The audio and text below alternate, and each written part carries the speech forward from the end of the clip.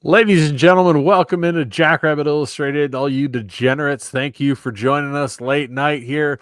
We are proud to be sponsored on Jackrabbit Illustrated by Kubota Dealers of South Dakota. With 10 locations across this great state of South Dakota, there's always a place near you to get into some orange equipment today with everything you may need for parts, service, and repair. They've got you covered along with sales. They've got anything you may need for your local acreage, house, ranch, or farm. They've got every piece of equipment you may need. Get into some orange equipment today. It is the best. So thank you to Kubota Dealers South Dakota for being our sponsor at Jackrabbit Illustrated. As always, you're watching us on Jackrabbit Illustrated on Facebook and Twitter or X. I'll never call him X. I'm just bitter about that. I don't know why. I'm just not going to. It's the same reason I won't ever join YouTube's premium, because I'll be damned if I pay you to not show me commercials. But anyways, also we are on the FFN YouTube, FCS Fans Nation. So we're a proud partner with FCS Fans Nation. We have a good time on there. And Late Night with Borg, as always, is brought to you by Jackrabbit Central, with locations on campus in Dana J. Dykhouse Stadium and downtown Brookings. Jackrabbit Central is the place to get your equipment and apparel that is Jackrabbit licensed. They've got everything you may need, from golf bags all the way down to everything else that you may need golf. I like golf stuff, so I'm probably going to end up with the golf bags. Not good at golf, but I like doing golf. So thank you to Jackrabbit Central for being one of our sponsors. We really enjoy that sponsorship. It's pretty cool for us. But beyond that, we had the big game up in the Lara Center, where the Fighting Hawks just don't lose. But they lost today by a lot. And, it started a little rocky. There was about 10 minutes of angst because UND goes down, misses field goal. Jacks go 3-and-out. And UND goes down, scores a touchdown off a broken tackle. It was a blitz, missed tackle. Take it to the house. That's frustrating. And then after that, it was all SDSU. That was a beating from that point on. As some people are mentioning, what? All right, Ryan, I'll address this. What the hell am I wearing? I am wearing my most revealing negligee. No, we had a murder mystery at the house tonight, and everybody dresses up in costumes, and I was Kevin Costner. No, I was not Kevin Costner. I was Kevin from Home Alone. So that's why I'm wearing this. There was much chagrin about my lack of shorts over the bottom of it, and I tried to put them on. My wife yelled at me for trying to put them on, and I got yelled at for not putting them on. So I put them on. It was a whole thing. Anyways, look, I'm as embarrassed as everybody else about what I got. So it is what it is. That's what I'm wearing tonight, because I got told you won't wear it on the pod. And I said, yes, I will. So here I am. I may have had some beverages that influenced the decision, so you guys got to live through it. It's okay. It's fine. This is the only red thing. This is genuinely the only red apparel I wear. Because it makes me want to start singing the second week of deer camp. I am a Youper at heart. I grew up close enough to the UP of Michigan that this is the quintessential undergarment for deer hunting. So the second week of deer camp and the 30 point buck, and let me tell you, tail number 2, that one really gets me going. It's yeah. So anyways, styling. Thank you, Facebook user, whoever you mystery person may be. I am styling and profiling. That's something I've never been called in my entire life. Chris Howard does make a good point that it was a very chippy game, and Garrett does say it was a nice block by the ref on the UND TD. Yeah, we did have a ref get in the way on that. Lara Center, you're not going to have things go your way. There's a reason, and I'm not. I want to be very clear. I'm not saying refs are the reason UND wins in the Lara Center. That's not it. That doesn't I don't care how in your pocket the refs may be. That does not explain their home and away record.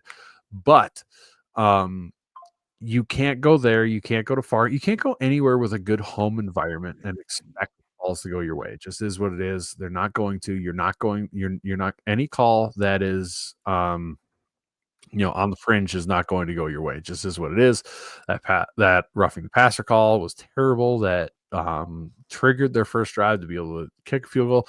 And I'm not sure what happened on the field goal. Watching it, it looks, because these domes, man, the kicking field goals in them is weird, because unless you're in the Fargo Dome, the walls are close. The ball bounces off the wall. It looks weird. Like on camera, it almost looks like it hit, like when you're watching on TV, it almost looks like it hit a support, like in the ceiling, but I don't think it did. I think it hit the wall after it went over the upright. There was some consternation about whether or not it was a TD or not, or a field goal or not. I just saw Ron's TD deal. I do have the UC Davis Montana game up right now, number 4 versus 7. UC Davis win 13. You got a free stream on this thing right here, man. Right here, right over the shoulder. You can keep up on it with Borg. Don't shut us down, YouTube or Twitter, I guess, too. Right. Yeah, they won't know. We're not that important to get shut down. Oh, that is a TD. What a dive. But anyways, no, the game for the Jacks, though, I mean, after the first, I think 2 drives, the defense figured out what UND was trying to do to them and really shut them down. The offense got humming. It looked like, honestly, the old offense, watching the offense play. The deep shots to Wildy that were so wide open. I mean, those looked like quintessential Yankee routes. I don't know if anything changed or not, but that's what it looked like. I mean, man, it was as good. I mean, the score doesn't represent how in control SDSU really was of that game. 38-7. If the Jacks really wanted to, it could have been 67-7 is what it felt like watching that game. I mean, you have a 28-point second quarter, absolute domination. The Jacks were on a short field all game because the defense was lights out. I mean, yeah, UND got 248 yards, but they got a bunch of yards, based off of when the second string got in, really is what it felt like. Garrett Myers says UND had negative yardage after the touchdown till just before half. I mean, it was a really impressive performance watching that game. If you're a Jacks fan watching that game, you've got to feel good. You got to feel like this team is starting to round into form for the playoffs. If I'm the rest of the Missouri Valley, yes. Nationally, I don't think this is going to strike a chord like, wow, SDSU beat UND by 38-7. I think in the Valley, you recognize just how weird that building is to play in and how incredibly uncommon it is for UND to get dominated in that building, no matter how bad they are.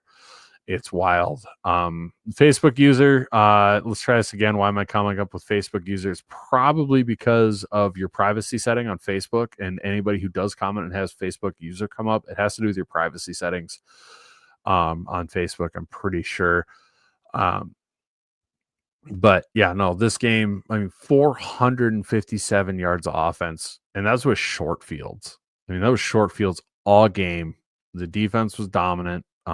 You get an interception from Tucker Large out there. I'm pretty sure. I mean, you average 6 yards of rush, which, you would you expect against a bad, generally a bad UND defense, but you could tell Jimmy in that second quarter had seen what happened to Montana, going for it on 4th down multiple times, going for it on 4th down inside the 10. He was not going to give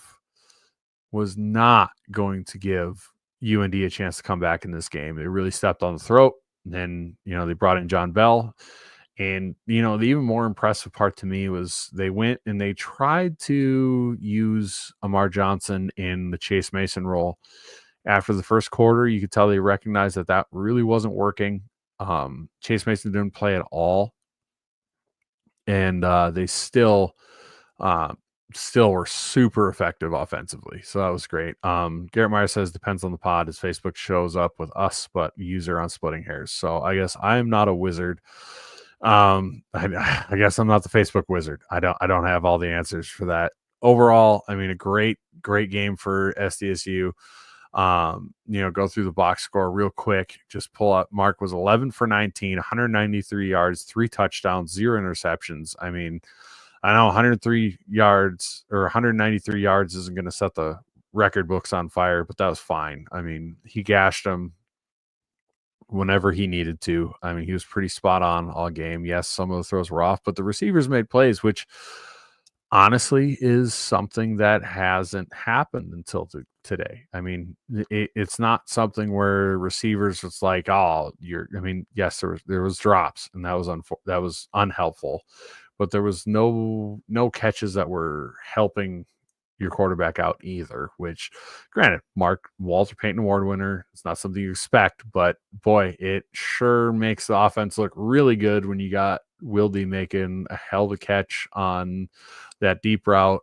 It makes a huge difference. It really helps. So that is that's my quick summation of the game. I know, Borg, you had a busy day with the key of the city and everything else going on, but pass it over to you.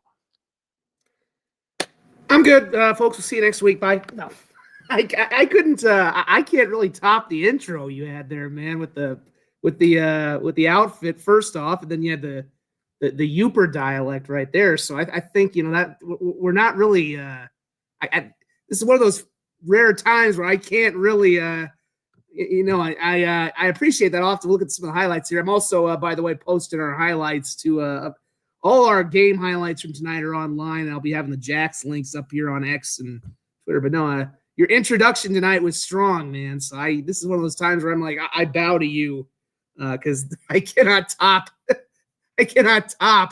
that introduction. But no, stop it.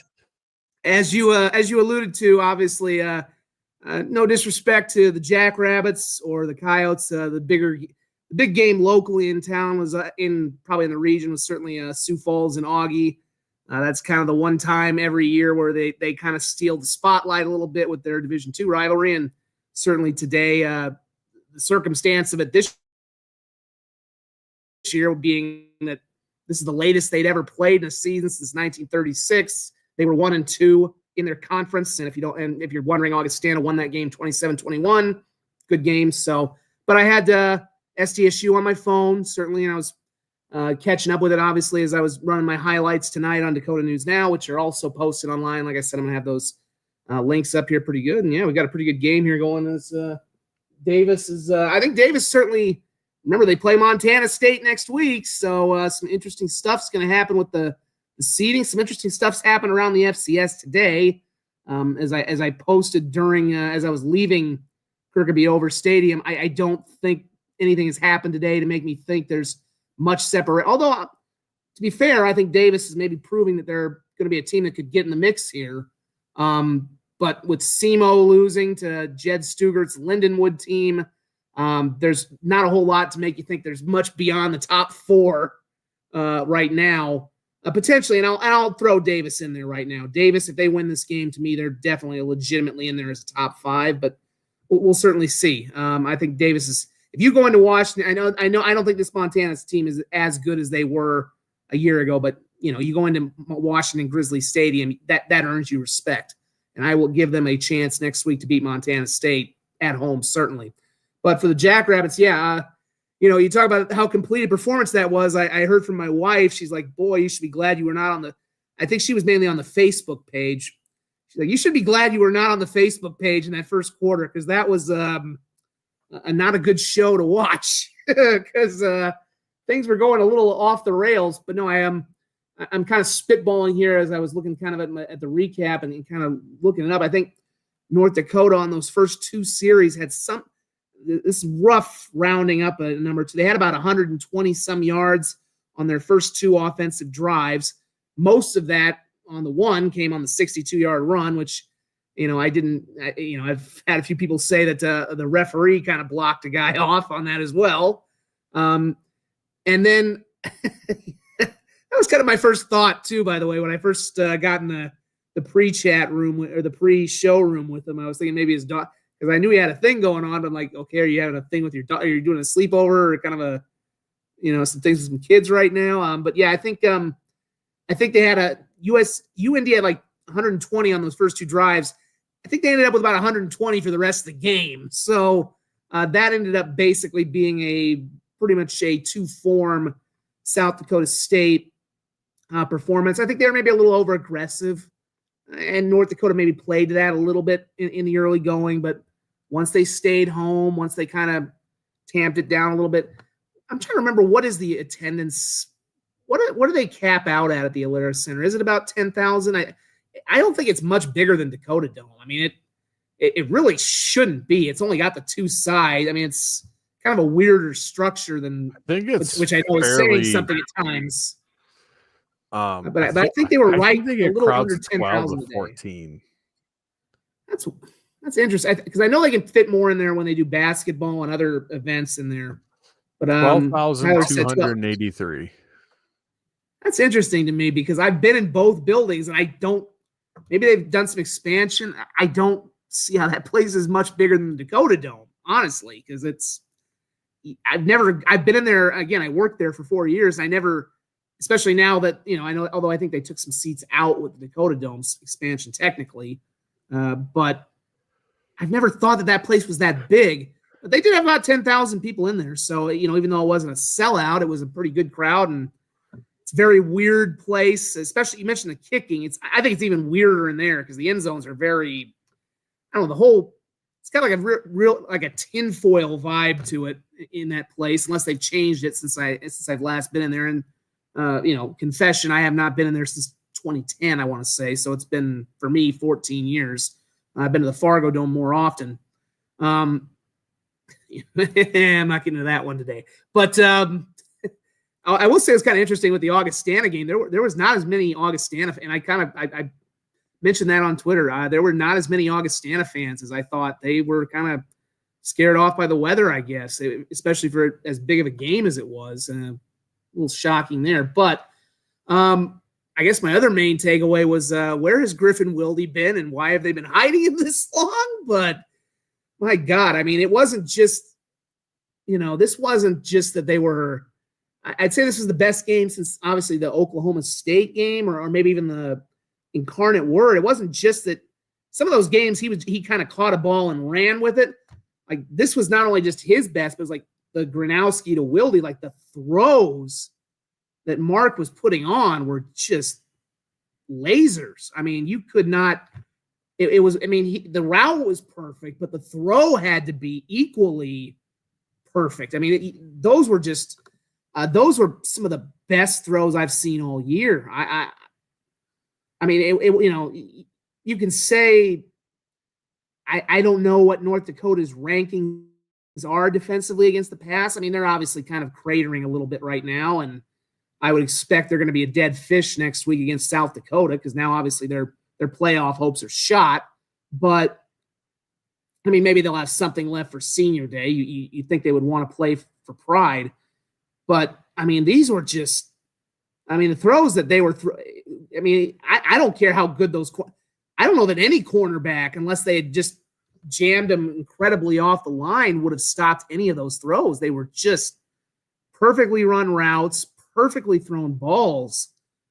I mean, if they can get that in the post – I don't know who's stopping that in the postseason unless you have a good pass rush that can get to them. I mean, that – and certainly that was maybe an issue too, because I don't – I'm going to have to look up the stat numbers here. I don't think what I saw, I didn't really think UND had much of a pass rush in this game, and they had no sacks. So, I mean, this was obviously, it's going to be a different battle when you're playing, certainly if you're going up against NDSU or USD again, who can get pass rush. But even then, I mean, like, even against other teams we saw, like UNI and the other games, they blew people out.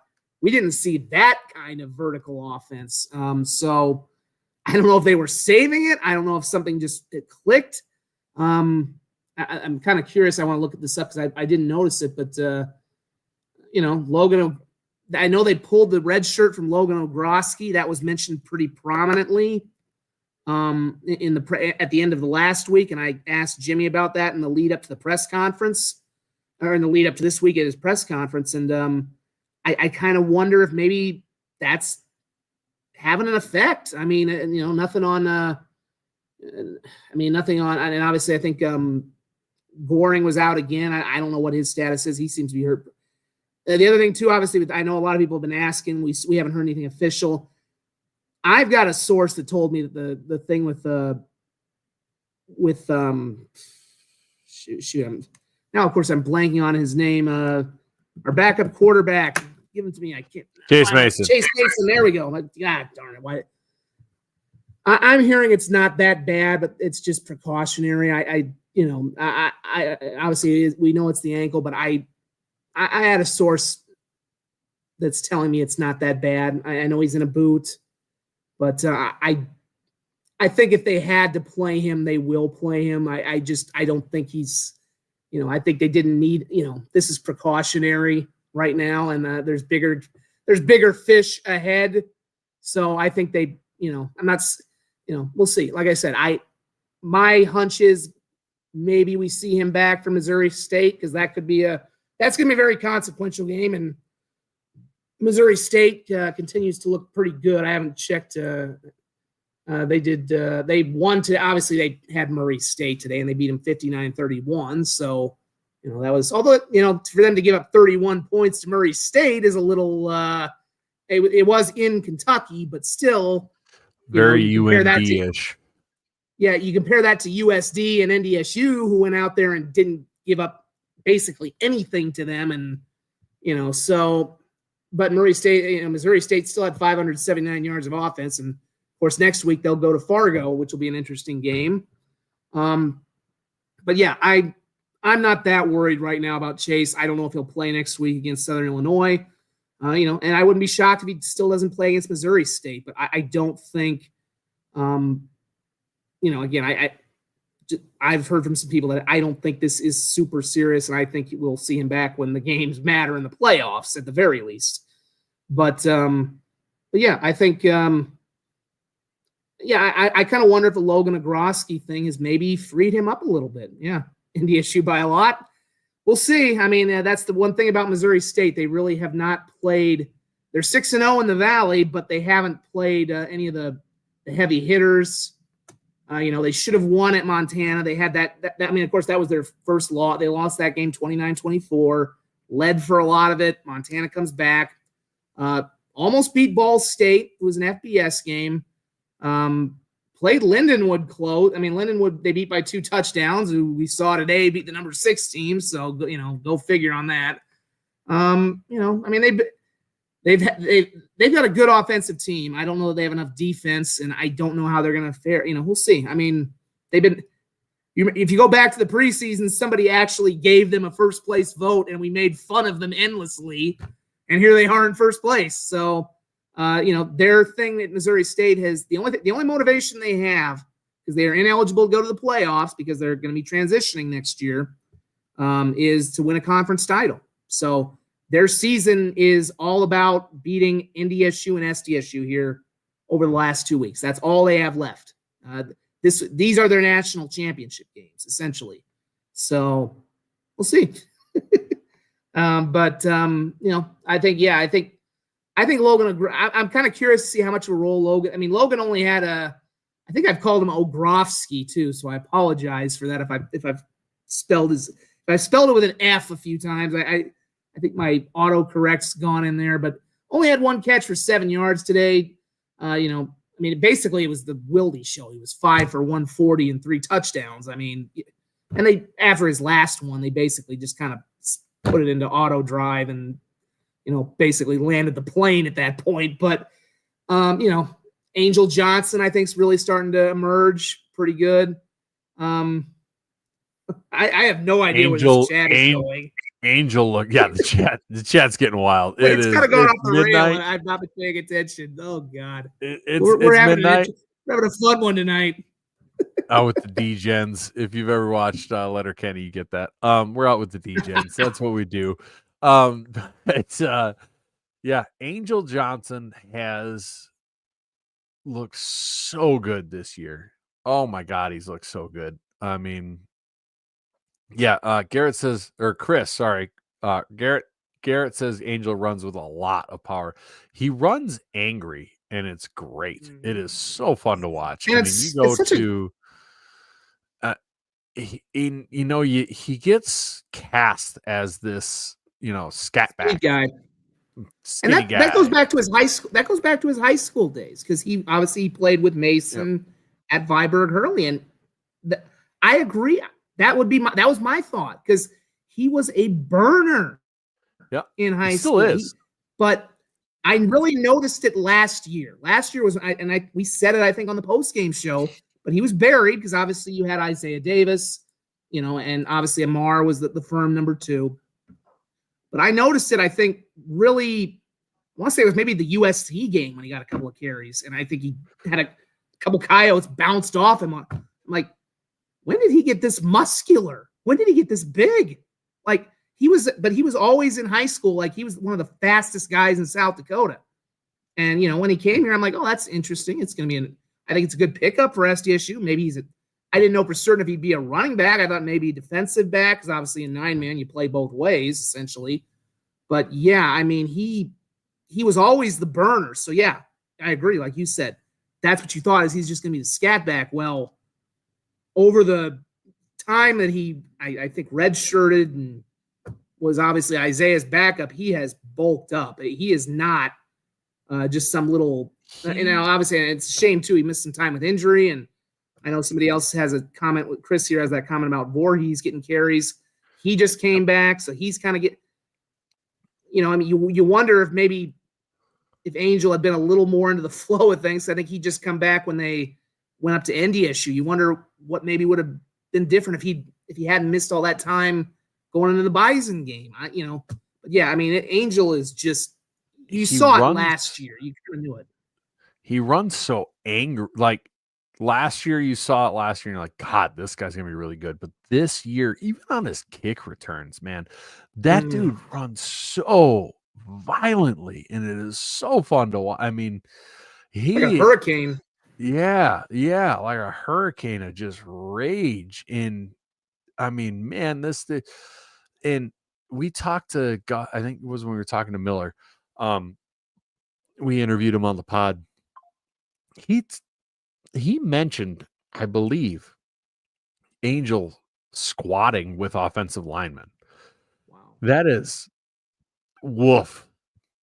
That's a power. That's and to keep the speed he has, I mean, he's still crazy fast. I mean, still crazy. He hasn't gotten slow. He's crazy fast, even at I don't care what level. He's crazy fast.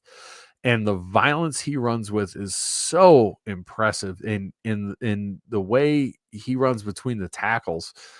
Yes, Kirby is huge. I think we need to lean on him more in the short yardage game because he just always falls forward. But man, Angel runs with such violence between the tackles on first and second down. I mean, he's just getting 5-6 yards of carry. I mean, 13 carries for 100 yards and touchdown along a 29. I mean, every running back had a good day. I mean, Amar was 15 for 74, 1 touchdown, 10. I mean, but you can notice they are starting to get into this rhythm with those two where, this is an Angel game. It kind of reminds me a little bit of when Isaiah and Amar were together where you'd have games where you'd go, oh, this is an Isaiah game. Oh, this is an Amar game. And you just kind of like one of them was hot and that's who you're like, give him the ball. Like, just give him the ball. And Jim says KTV can be like Mikey Daniels was. I'm going to disagree because Voorhees has way more explosive potential. Mikey Daniels was never someone you were like, you never thought Mikey Daniels was going to bust it for a 60-yard 70-yard touchdown. Not once he got to college. In high school was a different story, but yeah. Right. With the Bobcats, yeah, that was a different deal. But yeah, but in Brookings, an FCS competition was like, all right, he's going to, if he busts one, it's going to be 40, 30, 40 yards. But Kirby, like, man, that kid, he can bust it from anywhere. I wouldn't be surprised if you get if the Jacks got backed up on the 1, he pulls a Zach Zenner and housed it. Like, that's the type of, he's a thicker short yardage version, almost a Zach Zenner, where he can pop it from any level because he's got that top end speed that Mikey Daniels just didn't quite have. And I think that's the deal there. Garrett says he's an every down back. I mean, he could be. I next year, is exciting with Angel and Kirby as your 1 and 2, but I don't know about full every down. He doesn't feel like and we're also forgetting Maxwell Woods next year. Yeah, and Maxwell Woods is going to play a role in this thing. My God. Touchdown UC Davis. They are running away with this. If they score here, if they score a touchdown, Montana has to answer here. Montana has to get an answer. Yeah. I mean, you never say never in the Alaris Center. Not the Alaris Center. You never say never at Washington Grizzly, but man, it's this is a statement from Davis. Like I said, I think I said it last week or 2 weeks. Last week, I think we were on. I said I've been kind of saying it because everybody's been kind of like, well, Montana State's going to go undefeated and they're inevitably going to get one of those top 2 seeds. And I'm like, let's not write them in at Davis just yet. But I still didn't know that Davis would go to Montana and stare them down like this. This is impressive. Like I said, you win by 2 scores in Wa Grizz. If they pull it off like this, then maybe you win by 1 score. Impressive. I mean, to be doing this in the fourth quarter is impressive. Now they still have to finish. There's a lot of time left, and we've seen crazier stuff in that building with all kinds of teams. So it's Jacks fans have lived through it. Jimmy has lived through it, and believe me, it factored into their preparation for. Sure. I think he's more than admitted it now. He was. My favorite story was as we were getting ready we were doing our preparations for the title game and our productions.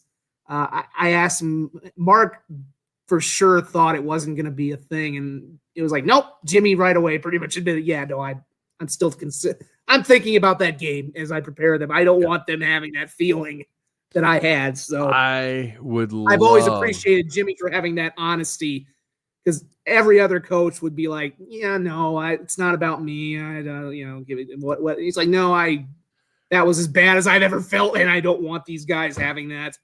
And I'm sure it was even more personal, especially when the same head coach is on the other sideline of the field. And, I can't remember. I don't know if he was on the staff in 2015 when they lost the playoff game at the other playoff game down there too, with Goddard and Christian when Christian was a freshman, but that was not to that level, but that was a frustrating loss where they played like garbage for a half and then almost came all the way back. They were the better team in the second half, and then but they dug themselves too big of a hole. So yeah. And there was even one longer before that. I remember Jason Hove was telling me about in like 1993, I think it was, where they were a Division II team and they had a big lead in that stadium and it almost sounds as improbable as what you'd have to look it up. It almost sounds as improbable as what happened in the playoff game. So yeah, there were a lot of demons they got rid of in that playoff, in that championship game. It was expected, but still they wanted to, there were a lot of people who very much wanted to get that offer against the University of Montana out of the way. I would, and maybe we'll see them at this. We could see them in a playoff game this year. Yes. Bottom line, it may finally happen. I think they have not been to Brookings since the 70s or the 60s. It's been almost exclusively in Missoula, certainly in the modern era. Yeah, I would kill to have Montana have to come to Brookings. That is yes, that dragon was slayed in the national title game, but I would love for them to have to come to Brookings and feel that, because them, like you said, it's almost always been in Montana. That's the way it's been, and I get why it was and all that stuff, and it's fine. But I would love to have Montana in here. And Ron, I'm just going to address this. Yes, Montana State has a great offensive line, but we don't really know how good they are. They haven't faced even a top 30 rushing defense yet. Top 30. There are three teams, 3 of them in the Missouri Valley that are better rushing statistically better rushing defenses than any Big Sky team. And I know, besides Montana State, every one of those teams is a better rushing offense than the Big Sky teams, maybe besides UC Davis. And Montana State hasn't played them either. So let's just pump the brakes a second. Like, they're very good, and I'm not saying that any of the three MVFC teams would just shut them down. I'm not arguing that at all. I mean, they could end up beating two of the three. I mean, we're not saying they couldn't go on and win the national title, but to just claim they're dominant and they're going to walk on them is silly. Yeah, I mean, I think right now, and I'm not trying to throw shade or disrespect at USD. I think the first one I would want to see if I were Montana State is probably USD, because you've got less history with them. The Coyotes haven't had they don't have as much playoff history right now. They're still kind of new in this whole thing, in terms of being a top flight contender. But man, their rush offense, Charles Pierre is going to be first or second team all conference this year. That guy has been, I mean, and then they have Travis Tice. I mean, they have one of the best 1-2 punches. Then you come here to South Dakota State, where you've got Angel, Amar, Voorhees, and even though North Dakota State may have the Jerry Rice, they're pretty high on the Marty Brown. I know that's his nickname. I think it's technically different. His first name is actually something different, but Marty Brown could be up for the Jerry Rice Freshman of the Year award for the season he's having. And obviously, if Cam Miller I still don't know that he's 100% with that ankle, but he's going to run the football a lot. And they have Capinu he's not quite, I don't think he's as good as Brown, but he's a very good second option. I mean, it's like, those are three teams. Like I said, I think if they had their preference, and it's ironic because in hindsight, I'm pretty sure USD probably would have wished they would have played Montana State last year instead of NDSU with the way that turned out. But, I mean, the preference would probably be to play USD, because the Coyotes haven't played at Montana State, I don't think they played Montana State, period, since they went up to Division I. So that would be the most unfamiliar one for USD, and maybe a tough matchup for them. But yeah, every one of those top three Valley teams can run the football, has very big and physical offensive lines, and it's just something they don't see every week in the Big Sky. And who else? I mean, there aren't really that many Big Sky teams that play that way. That's always been that had been a problem in the Big Sky for a number of years. They didn't have that many teams. Montana State is that you can see the transformation. NDSU and why? I mean, look at the top teams in the Big Sky right now. You got Montana State, Idaho, and then UC Davis. And what do those four teams like to do? They like to play good defense and run the ball. That's what they want to do. Montana likes to throw the ball a little more right now this year, but realistically, you look at those teams, and two of them, guess what they have? Missouri Valley Football Conference coaches. Yeah. Wild. It's an effective way to play. I do want to point out that let's just list off the Montana State murderers row that they've faced, being undefeated against the FCS. I'm going to list off their FCS opponents: Utah Tech, Maine, Mercyhurst, Idaho State, Northern Colorado, a completely broken at the time Idaho team at home, Portland State. I think Idaho lost their quarterback again today. Did they really? I didn't see that. I got wrist hurt. Confirmed for me. Bad. Jesus, that sucks. Eastern Washington, who lost to they were tied in that game in the second half. By the way, I will give them this: Eastern Washington is playing far, far better, but still, they lost to Drake. I don't care how good you're playing now. Can't lose. Lost to Drake. No respect. Cannot lose to Drake at home. Sacramento State, they have 3 wins. Northern Colorado, they got their first Big Sky win in a couple of years this year. Idaho State, perennial dumpster fire. Mercyhurst Mercyhurst is probably questionable whether they should even be at this level, but this I think this is their first year, so I don't know if they're going to be a program that even can compete at this level. So I don't know. I mean, I'll give Utah Tech credit. I think they actually picked off a ranked team a few weeks ago. Like last week, I think they picked somebody off who was ranked. I'm looking at their schedule. They picked off Central Arkansas, who had been a top 10 team for a little while, which was their first win. I mean, their first win was against what had been a top 10, which again shows you right now how I know they had somebody else. I don't know if it was Lane. Because I saw Herder's tweet. They had another quarterback. They had a quarterback who had returned. I'm gonna have to look this up now because it's gonna drive me nuts if I don't. But I'm not. And I want to be clear. We're not arguing that Montana. No, we know State how good not Montana a very State is. Good team. We're arguing that unbridled arrogance coming from Montana State fans is too much. We heard it in the semifinal in 2022 when they were coming out. Right. Oh, there's no way this is gonna be just like last year. This is the best rush. Yeah, and you lost to us in Montana last year. We're gonna come and run all over you. And what did they? They got absolutely shithoused. And then, but it was the field. It was the frozen field. They did something to the field. Like, oh. When you play in when the week before you guys had played William and Mary and it was a freezer there. Well, the field wasn't the problem. Never mind the William and Mary guys falling on their ass as they ran anywhere on that field. But our field was fine. Kiss my ass. Oh, what a barf. Yeah. God, I've had enough drinks. Here's what I've seen again. Kiss my ass. I like it when you're a little because I obviously cannot partake in the alcohol when I'm working on a Saturday night. So I'll be feisty. One of us needs to be a little more sauced at this point. And this is from Sam Herder earlier today. Jack Lane was sidelined again. He quoted one of the beat writers for he quoted a beat writer for the Lewiston Tribune that covers them. Jack Wagner had gone back in at quarterback. Lane hurt his wrist during that game. So, we'll see how that goes.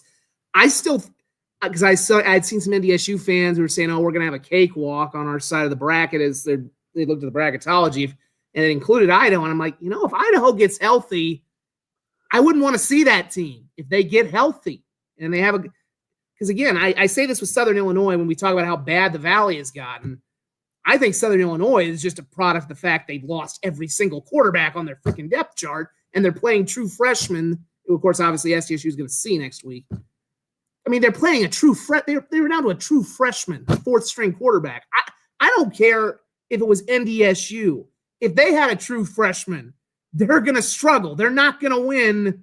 They're probably still going to be good enough to make the playoffs. Even SDSU. I mean, when they had to play Keaton Heide, it was a true freshman. They were still okay, but it wasn't. That team went from being a potential national title contender and the only team that could give Trey Lance any problem in one of their most dominant seasons ever to being knocked out by Northern Iowa at home a couple weeks after they had clowned them in that building. So when you lose, especially at a program like Southern Illinois, you can't lose that many quarterbacks and keep the train rolling. You just can't. And I think Idaho is probably a similar deal too. Yeah, we remember, but it's a little still. But guess what? I'm pretty sure recent history since SDSU's gone D1, we are 1-1 in Bozeman in the playoffs, and Zach Zenner still is wiping his ass on your end zone. Well, and here's the other thing that's going to be different. And I'm not saying they couldn't still go there and lose because, I'm pretty sure Bozeman will still have 20,000 people. But what was different about that is they had just they'd gone to Sacramento State, then to Villanova, and then back to Bozeman. It was the marathon playoff run that year. And more than likely, if SDSU runs the table for the rest of the season, the only way they're going to go to Bozeman is in a semifinal, at which point they'll have played 2 home games. So we know that team was running on fume. This isn't entirely an excuse here, but it's going to be a much different thing when you don't have to go cross country over the span of 3 weeks. So again, I expect it's going to be, and they were still in that game. I think they were tied or down by 7.5. And you could tell they kind of ran out of gas the second half. But it's going to be a much different scenario if they're not going back and forth. It was a third road game at a seeded team.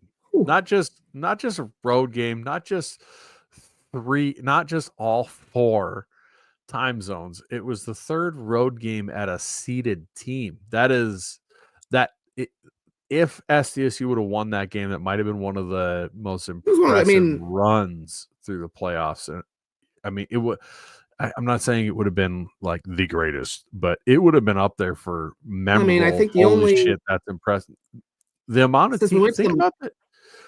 You know how many teams have 2 wins on the road against seeded teams that are currently in the FCS? I'm pretty sure it's single digits. I think the only team that's, since we went to the modern seeding, the only team that's made a run to the title game was Youngstown. Yes, when they lost to James Madison. So, if they had made the title game, I think even if they hadn't won the title game, which then you would have, which I think they would have had a pretty good shot because they had just beaten that NDSU team and beaten them badly in Brookings. Now it would have been, they were pretty evenly matched, so we would have seen what happened. And they would have had more time off too. They would have had the 2-3 weeks. It's not like they would have had to go right down to Texas after playing all that time.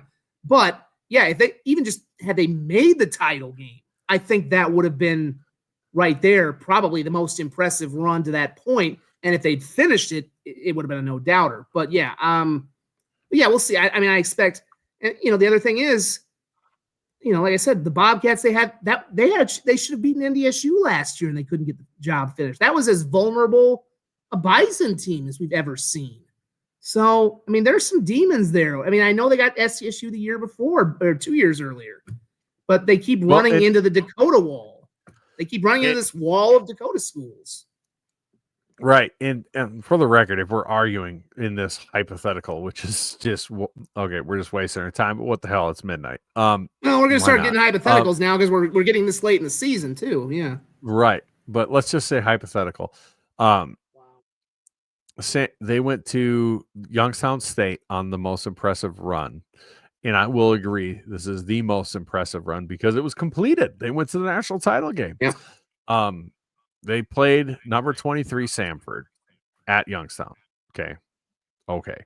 But then they went to Jacksonville State, perennial overseeded, blown out in the quarters or semis, Jacksonville State, besides their one run to the Natty. Then they went to nowhere. They played at home against Wofford because Wofford upset their seed. And then they went to Eastern Washington. Yes, that is absolutely guaranteed. I was rooting for them. That was a crazy game. They won it. And that was a very good EWU team. Yeah, and there's Cooper Cup on that team? Tough. Yeah, that was a Cooper Cup. No, I don't remember. It's 2016. Might have been. I can't remember. It's around that era. But he might have been on that one. He might have been on that team. And they beat him at Eastern Washington 40-38. I remember watching the play for I think they got a 2-point conversion to win it. Or no, they didn't. Because that wouldn't make sense. Anyways, they beat Eastern Washington at Eastern Washington. SDSU went to Villanova, to Sacramento State, and I guess if you want to put Sac State on the Jacksonville State level, sure. But then they went to Montana State, which is more difficult than playing Wofford at home. B, that would have been their third straight seeded team to get there. Yes, it would have been, but would have, could have, doesn't matter. Brian is calling you out here, Ron. Is Ron a chicken? Taco bet, Ron, or is someone scared? And you know what? I smell fear, Ron. It smells like fear. It smells like a guy who can't shoot a big mule deer. It sounds like a guy. I'm just poking at him now. Well, I suppose we should probably wrap up.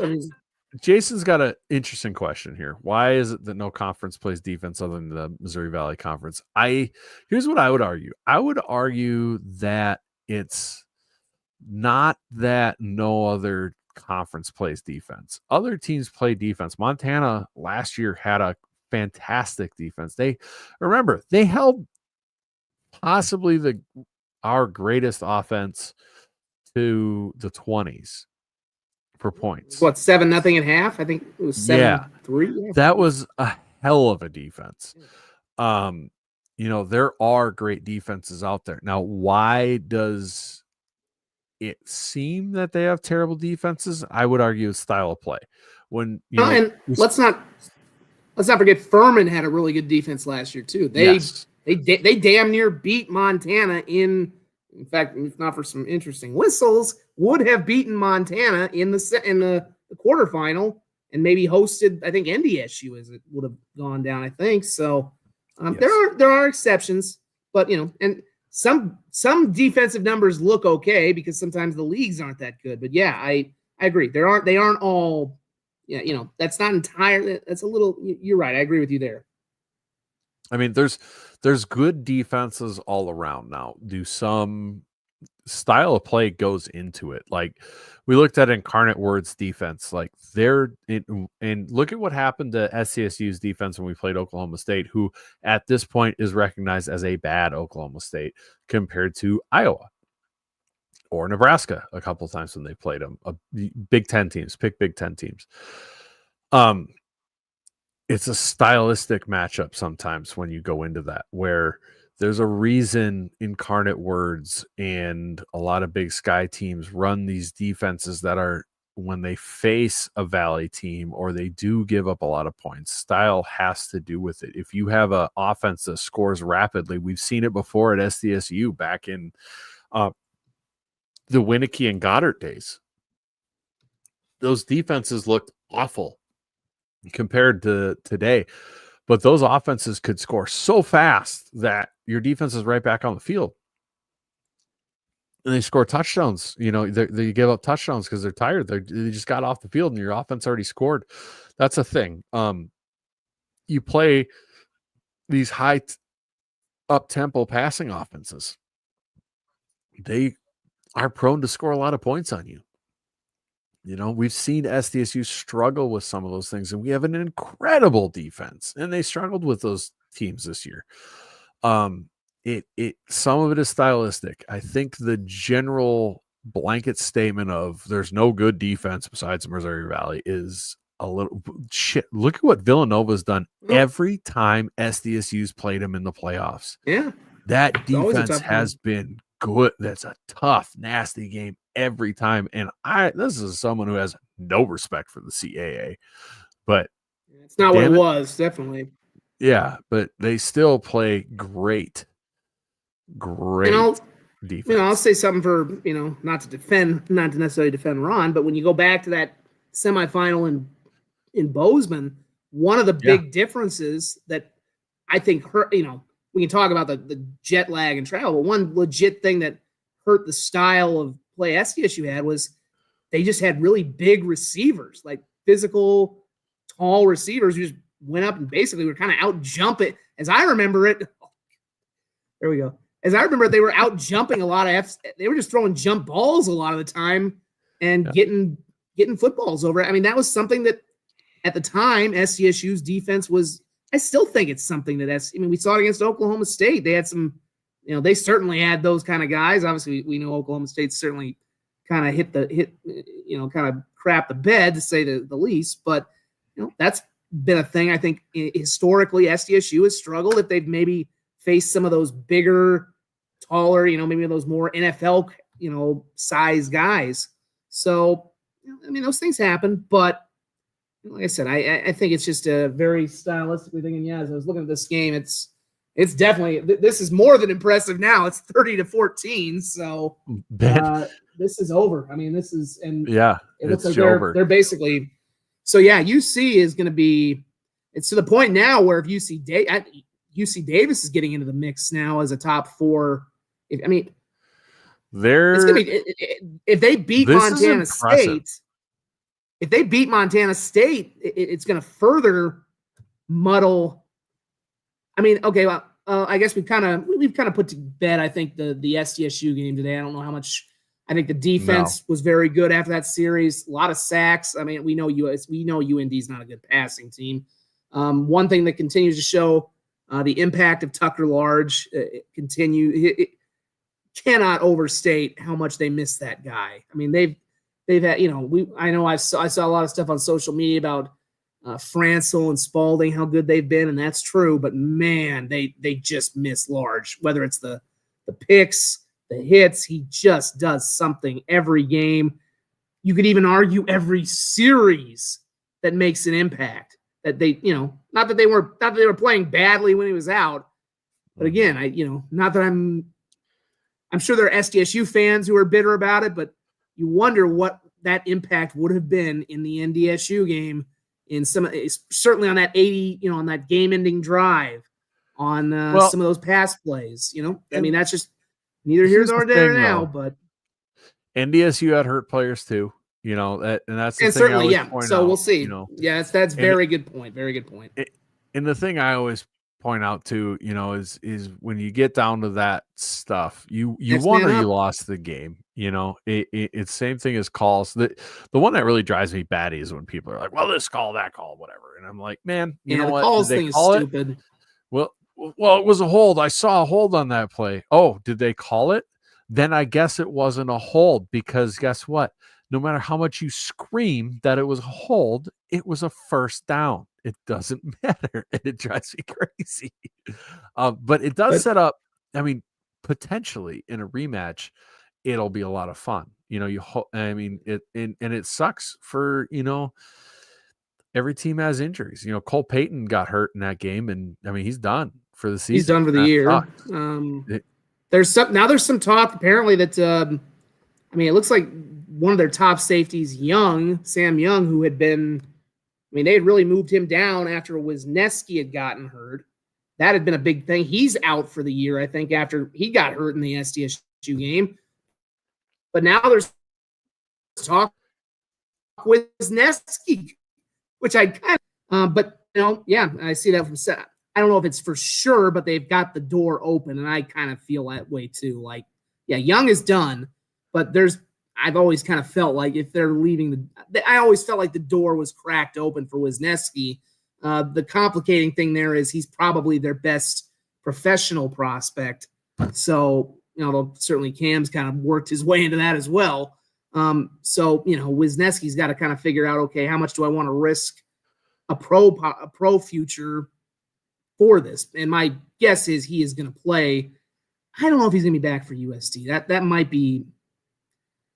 We'll see. That would be the dramatic one, but that they might just be saving him for the playoffs. But maybe you have to get him in by USD just to get something. I don't know. They weren't even sure he was going to be back at all. It just was in the last week or two that they said, we think he's going to maybe be able to do this. It was kind of a Hail Mary at one point that he was even going to. I don't know.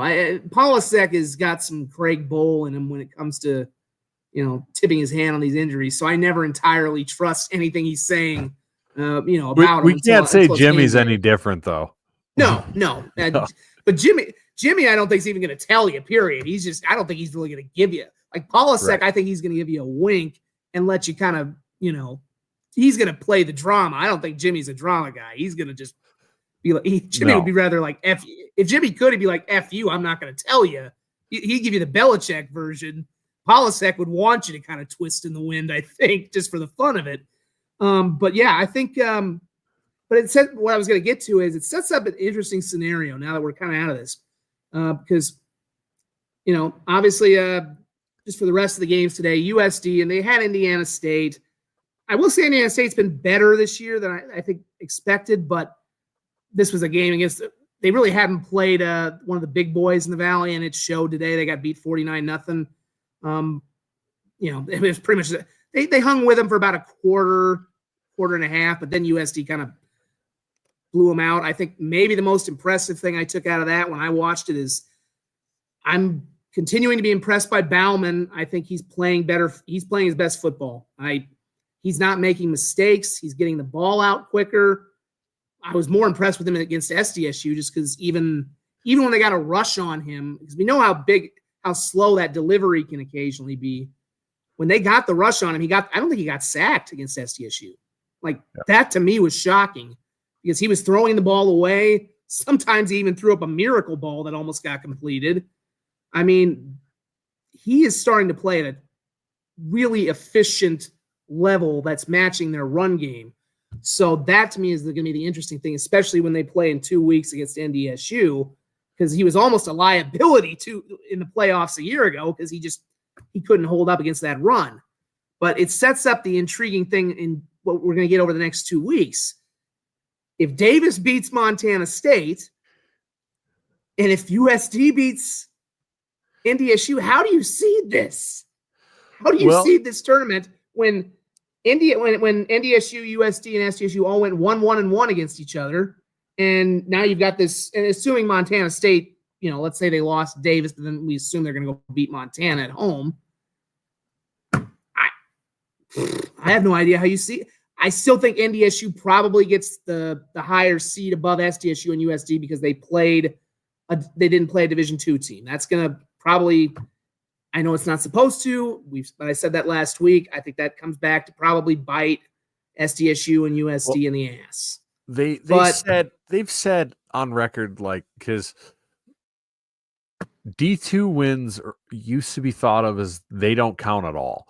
And then they used it and they did. to give somebody a little bit of I guess, but it was I think that's more they've said if it's close, then it matters. I think that's more of a situation where I want to say that's more of a situation like we had a couple of years ago. Ironically, we were talking about the Jacks near, their run to the semifinal. Well, you remember that year they had to win their last game against UND because that season they'd had.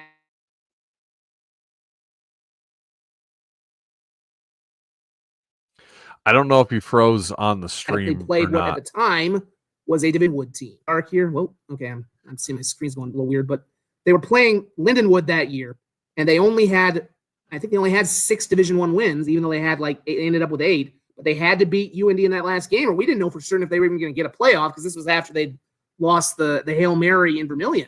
So I think maybe the whole Division II things do count is so people think, okay, this still counts towards your playoff eligibility. Whereas the thing was, well, if you have that on your thing on your resume, it's a non-counter for playoffs, and it could potentially cost you a playoff bid. That's how I'm interpreting it. I don't know, but that's a little interesting. We'll see. I think if you're an SDSU fan looking at this, I saw someone say earlier, if UC Davis beats Montana State, there's no way they jump SDSU. And then, I saw Brian here saying NDSU stays at 1 as long as it's close. I disagree with both of those things. I tend to agree with Seth and Zach McKinnell here, Blue Bloods. He says if NDSU loses the USD, then UC Davis has to be the number 1 seed if they win out. I think if in this scenario, if NDSU loses to USD in this hypothetical scenario, if they do, the winner of UC Davis and Montana State ends up being the 1 seed. I think that's the way that'll go. Both of them would be undefeated versus the FCS. That's the way that would go.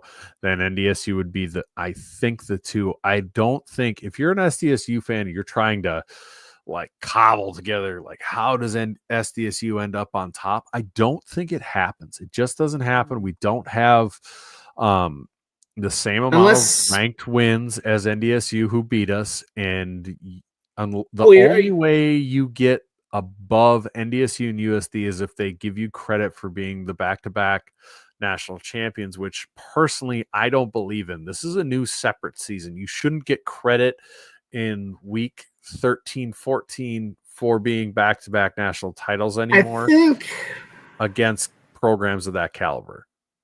I think, well, it's not so much cobbling up to number 1. You either want to get to 1 or 2, because obviously if you're the 2 seed, you're home field. I think the only way SDSU could climb into the 2 would be if NDSU somehow lost to both USD and Missouri State. Then they drop farther on down. I think that's inevitable. Or if somehow Montana State, even then I don't think that matters, because obviously if Montana State lost to UC Davis and Montana, then UC Davis is still going to be, I don't want to, UC Davis, if they win next week, you would think, okay, they're absurd, but they have a rivalry game at the end of the season with Sacramento State. I know Sac State's been the butt of a lot of jokes, but you never know what can happen in a rivalry game. And that Causeway Classic is, it's a rivalry game, so you never know how that's going to play out at the end of things. I would expect Davis to win that with everything they're going to have on the line, but stranger stuff has happened in rivalry games everywhere. So, just let's not necessarily, again, I would say about 95% chance they win, but, crazy stuff could happen. We tend to pump up our rivalries around here for good reason. The Marker, in my opinion, is the best one going right now. Not to rivalries in the FCS just because how much is on the line every time and everything else.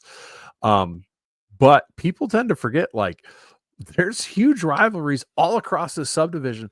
UC Davis and Sac State are across town from each other. Across town, like that's huge. Like, you want to talk about rivalry, man. I mean, could you imagine if SDSU and USD were across Sioux Falls from each other?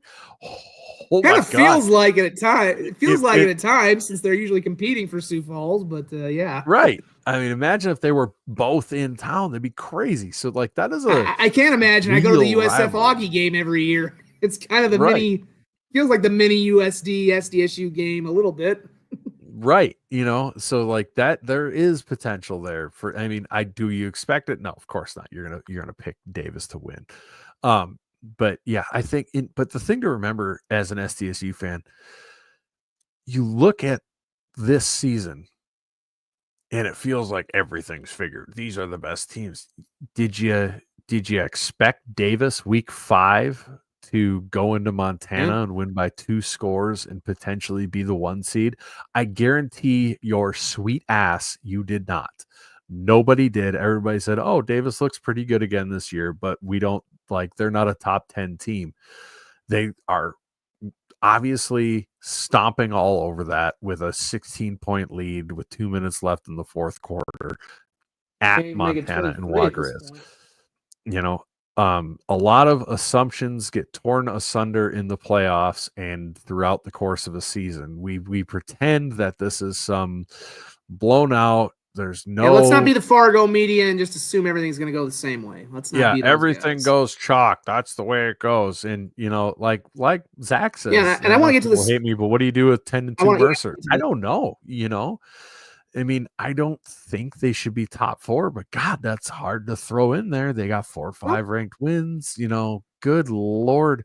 We always they got Alabama. I tell you what, if they beat Alabama, we definitely need to seed them in top 4 this next week. Yeah, they better be 1. That's pretty easy. Better be 1. I can take that. I did want to. I saw that. I did want to make a point. I mean, look, I always tend to get into an argument with the other Fans Nation account quite often, another Fans Nation account, if you will, about the SoCon. SoCon's going to SoCon, but sooner or later that conference is going to probably break through and get somebody into a semifinal. I mean, it damn near happened last year with Furman, and that, I'm not going to say that opened my eyes, but it's like, what, Furman could have done it last year. So, and I'm a little surprised Mercer has made this much of a rise because we just saw them a year ago. And it's like, man, it seemed like they had a long way to go. So I'm a little skeptical that they're already, it's like, really, they've come this far now that they're, because it was a good story when they came here a year ago, but are they really ready to be a top 4 and potentially make a deeper playoff run? I don't know, but here's my I'm not thing ready about to discount that. them. I'm ready. After Furman last year, I'm ready to. I think it's so, especially with how just hollowed out the CAA is. Sooner or later, somebody from those Southern leagues has got to come out of that. There's just too much talent down there for somebody not to, it's for. And look what somebody not to rise up. It's just got to happen eventually. And here's my thing. Like, I agree with Brian saying, no, they're not a top 4 team, period. I test everything like that. I agree. But what you do has to matter. Guess what? They got 4 or 5 ranked wins. you can't just dismiss them off of, well, I know they're not. I know that, like, that has to matter. Oh, so what? They get blown out in the quarters because they were overseeded. Really, realistically, who gives a shit? Then okay, they were overseeded. It's not the end of the world. If they were that overseeded and get blown out at home, well, then I guess they were overseeded. Whoop-de-doo. We ranked them off of what they did. And they got the seeds off of what they did. Like, that a dry I agree that no, I don't think they're a top 4 team. Will they get a top 4 seed? No, they won't. But 5, 6, I think that's absolutely acceptable and predictable. I don't have any problem with that. I guess it's kind of feels similar to me, like, with logically, I understand that NDSU would still probably end up on top of the trifecta of doom of SDSU, NDSU, USD if USD were to beat them. But it also makes me want to puke that essentially, besides keeping USD in a top 4 seed, that game would have meant nothing from the NDSU side, because they still, like, that makes me nauseous a little bit. That no, and I understand it, and logically it makes sense, but when a result and then what the results end up stopping something from, I don't know, it just makes and it's not in granted, I think making you defend USD. That should tell us right here. Yeah, and I think everybody knows I hate NDSU football wise more, and Brian knows me. We've talked, and, like, it's just, it's not even the NDSU USD part of it. It's just, man, like, that game almost won't matter. Like, it will for USD. It would be, it's monumental, huge for USD. I don't know when the last time was. If NDSU loses, but it's close, they're still going to get the 2 seed probably. So that game almost doesn't matter, and it'll be interesting. Just that one, God, that bugs me. Yeah, I mean, I see your point. It's one of those things. I mean, it's going to be bigger for USD in the sense that they need that to probably be they might need. I think if they win next week against UND, as long as they don't, fall out against UND, they'll be a top 8 and get a bye. I mean, I think that should happen. Now, if they lost to UND somehow, which I don't think is going to happen, but you never know, because again, we know what a weird place the Alaris Center is, and even though they've now got 5 losses, it's going to be their senior day. If they have any pride left in that program, you play for it on your senior day. But now, if they somehow lose that, then they really have to beat NDSU, or they're going to be playing on Thanksgiving weekend.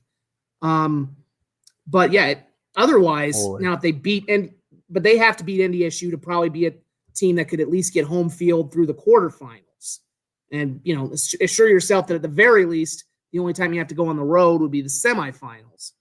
But I think it's one of those things where I think USD needs that more as just a confidence builder to know. I think they know they can compete with that upper tier just by what they did at SDSU, but NDSU just beat them so badly in that building a year ago.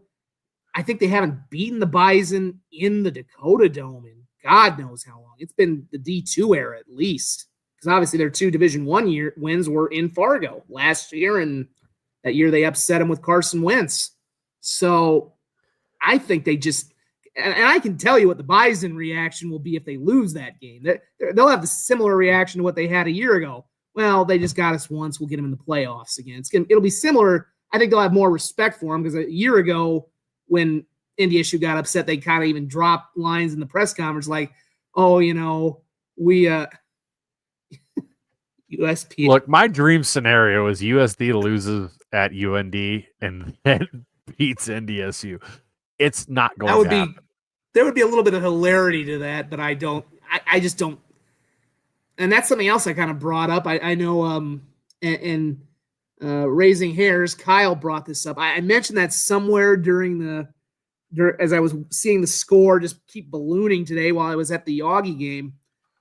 I'm like, how many more years did they sign Bubba to? This does not feel like, and Kyle brought the point up to me that, we were saying that at one point about Nielsen, although Nielsen's contract extension came out later. But I said, I'm like, that's a good point. But I think the one difference that I'm seeing with Nielsen and Schweigert and where those programs have diverged is it felt like Bob, when his back was against the wall and had a chance to make change, at least he kind of went against the grain and against what was more comfortable for him by adding a Josh Davis. He went to SDSU and added Josh Davis. And he's done some different things within that program, and we're seeing the trajectory they're on. Now, would that have happened if the previous offensive coordinator hadn't resigned? I don't know. And now to be fair, I think Bubba had actually, his original choice after Freund left went to North Dakota State after like a few weeks. Landry, but I don't see Bubba. It just feels like everything's too comfortable there. I mean, you can argue they've been more successful, I think, technically over their run than USD has, but I just don't see them doing anything. I don't see him going outside of the comfort zone that he has. And ironically, I think Nielsen and Schweigert, they both worked together at Duluth back when they were in Division II. So I think that's the difference I've seen, where USD has ascended to a point that's where because they were both kind of in their own little ruts for a while, and USD has gone higher, and UND is just kind of stuck in this mediocre level right now. And they, this year they've taken a step back. I just don't think, we talked about this last week when I went on a little mini rant that with the way UND can't win road games, there's just something that's broken there, and they need a kick in the pants, for lack of a better term. Whether it's some new coaches, some new coordinators, something needs to change there to kind of, they just need something different. Yeah, something's wrong up there. I think it's too comfortable there right now. I just don't know. It's a weird mix because they should be better than this. What was that? I'm looking to see if there's a wiki for UND USD so I can find the results for their fight, their games versus each other, and see if I can. I know it's been pretty. Yep, there it is. It's been a while since USD's won in UND, but I think 2, 3, 4, 5, 6, 7, 8, 9, 10, 11, 12, 13, 14, 15. But you think holy shit. It's been since 1985 that USD's won at Grand Forks. Wow. Is that? Holy hell. They're terrible against the Fighting Hawks. That's crazy. What about? I mean, granted, USD has been terrible for a minute until the last couple of years, but yeah. But when it was funny though, because when they were in the Great West, I mean, when they did the Great West thing for a little while, they were kind of even. When's the last time UND won at USD? I want to say that was maybe in the national championship year when UND won in 2001. 2008? Okay. Yeah, you can see right on there. So that was Great West. Let's see if I can zoom in. That was. I don't think that was right after they lost. No, that wasn't right after they lost to Sioux Falls. But I do remember. I think I was at that game shooting it for the Fargo Fox affiliate. Yeah, I'm glad you can put that up. Yeah. Yeah, 2000. That's interesting. But yeah, you got to go all the way. Oh, nope, there it is. Well, 1985 85 would make sense too, because that was when the Coyotes were going to the Division II national title game back then. That's when they were crazy. semifinalists. They haven't won in North Dakota longer than they haven't won in Brookings? No. Or Fargo. Yeah, well, Fargo. The Brookings one is less surprising though, because the Brookings one, they took the long break. They've been playing UND regularly because they never separated. So you'd think that would have been, well, they did actually separate. Jesus.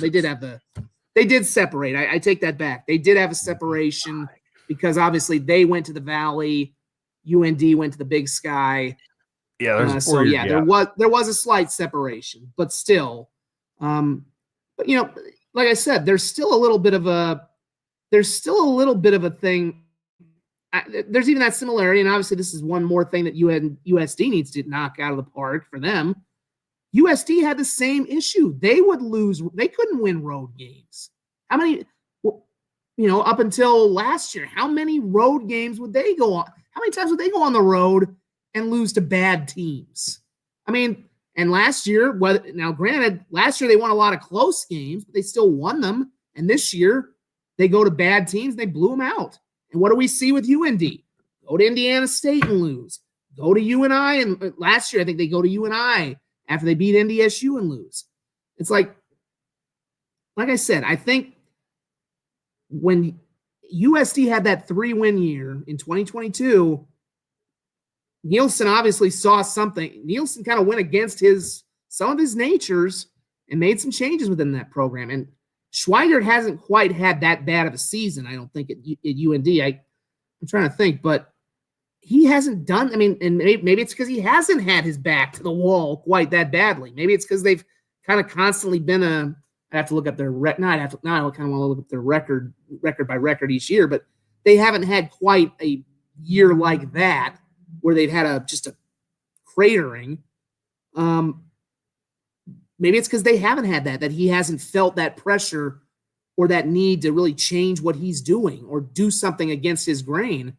But I think it paid off for Nielsen. He did it, and they've changed their trajectory, and UND's kind of stuck in the same. And I don't know that it's going to change unless they are willing to make some changes there. I mean, what about that team right now? And we'll see what they do next week. But what about that team right now makes you think they're going to be significantly better next year? Yeah. The only reason they keep him is money. It's the only reason you keep him around, because you can't afford it. And looking around at forums and UND fan comments and stuff, it sounds like that would be a very tough pill to swallow. I mean, it's like $750,000 to let him go. Any FCS school is going to have a tough time with that. That's a lot. I know a lot of people say, well, the hockey cares about the hockey. This is a reality up there. The hockey is the hockey, and that is everything there. You're not getting – look at the differences in arenas. The Alaris is fine, but it's not majestic. The Ralph Engelstad Arena is the single greatest palace for hockey in North America. It genuinely, and for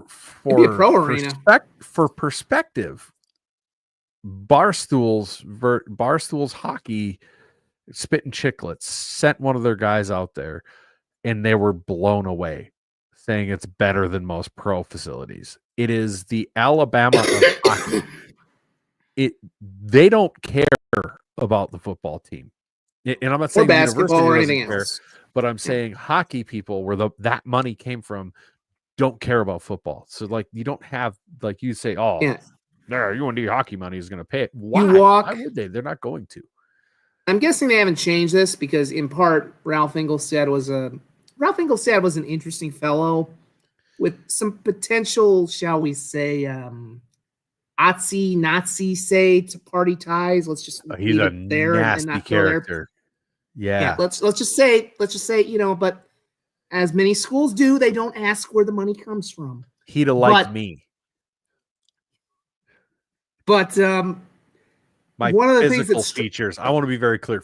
Physical features, not my thought process. Physical features. I hope not, because very, very clear. We would not have been. Might not have liked friends. Me from. I would have. He might not have liked me from my descent. Let's just say he might not have liked my Jewish descent very much. But would not have been. No. But I, as I said, having worked there for 4 years, the first thing that struck me. I'm guessing this hasn't changed much because I know they've changed the logo, which was the fight for so long. But one of the things that he was one of the most staunch proponents of keeping that logo, and he built that arena and had that arena built so that the logo was so ingrained that it was going to be damn near impossible for them to ever tear them out, or it'd be too expensive, basically. But what struck me right away when I walked in, I'm like, the marble walkways and sculptures as you're just walking into the building of the logo, and just it's like there's marble like in a college arena. You don't see marble walkways and sculptures in pro arenas. I think it's the same marble they used in the Vatican. Like it's not just marble. It's like crazy marble. Yeah. I'm like, ooh, mommy, this is not. And you want to know something even funnier, crazier? They built a one in his high school hometown called Thief River. Yes. They call it the Little Ralph. I've been there. That place is pretty sweet. So the guy was loaded. He was also very loaded in some very. I wouldn't recommend his thoughts, but I wouldn't recommend his manifestos if he had any. But yeah, they don't care about hockey is the king, and that's partially how I credit NDSU for a lot of what they did because hockey drove the bus, and they figured out, especially in the Division I era, more so than when they were in Division II, they figured out a way to compete with it and surpass it because Bison football became the top sport in that state. I would have argued, and I'm sure Bison fans will say, "Oh, we were always the biggest one." No, I think Division II era. I'm not saying the Division II era wasn't important for NDSU, but it's been a much different animal in Division I, and I think it definitely surpassed Fighting Sioux / Fighting Hawks hockey once they got to Division I and once they cranked that thing into the dynasty that it became. Well, a lot of NDSU old fans that I know closely from being in Fargo, Messageforce, whatever that I'm friends with, will tell you that UND made its surge when Division II, and this is what their concern is with the current FCS. Whenever they see these schools come up, there's been whispers of by certain conferences, and this is whispers, they're not substantiated, but of reducing scholarships and stuff. Back when D2 did that and reduced scholarships and everything, that was when NDSU came down, and then UND was able to surge up. And I don't know the history well enough to know the truth of that, but once you move to the FCS level, it is more difficult when you are funding a hockey program to the level that they are. I do want to go back to this because I think we've talked enough UND. Somebody asked me here, why do I hate USD so much? They're your rival, among other things. Well, yeah, and I think I've said this a million times, right? Like, I grew up in Wisconsin, right? So I grew up with two rivals, realistically, but I grew up in northern Wisconsin. So, and where you grew up in that state decides who you hate more. The majority of the population of Wisconsin's in the southern part of the state, so they hate the Bears. The northern part of the state is close to the Vikings, so we've got to deal with those loudmouth, never shut up Viking ass fans, and they drive me nuts. The difference is between those two, I don't have any respect for the Bears because they've been garbage forever. And once in a blue moon, they have a good team, and then it's like, okay, you had that one, good for you. And guess what? They turn back into garbage because they're the Bears, and that's what the Bears do. The Vikings are annoying because they get loud, and this isn't similar to NDSU because NDSU actually wins the big one, but they get loud and they talk all this shit, and then they end up losing when it matters. And they drove you nuts because, yes, there are years where they are genuinely better than you, but I at least respect the Vikings because they are consistently a good team. USD to me, however, and I don't know why I went through that because it's not going to make a difference to my point, but I've had enough drinks that I'm just talking at this point. So here we are. USD is somewhat like the Bears in the fact that they have been just not good for a while. And not just not good, they were really bad for a long stretch. And for years of them being really bad, they talked about how much more talent they have than SDSU. It'd be funny if you No, have you the don't. hiccups during this. I Just do. put the rant. Yeah, you need to put the rant countdown on. I can do that. It'll teach me. God, I'm not whatever. Jesus. God, I swallowed my dip. That's the problem. No, Anyways, this is a mess. I'm the worst. Anyways, you clock yourself, Facebook user.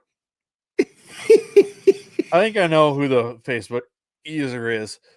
But there are Vikings fans in Minnesota. Seth, I grew up in the middle of northern Wisconsin with a Vikings fan who not only had Jesus Christ, it won't stop.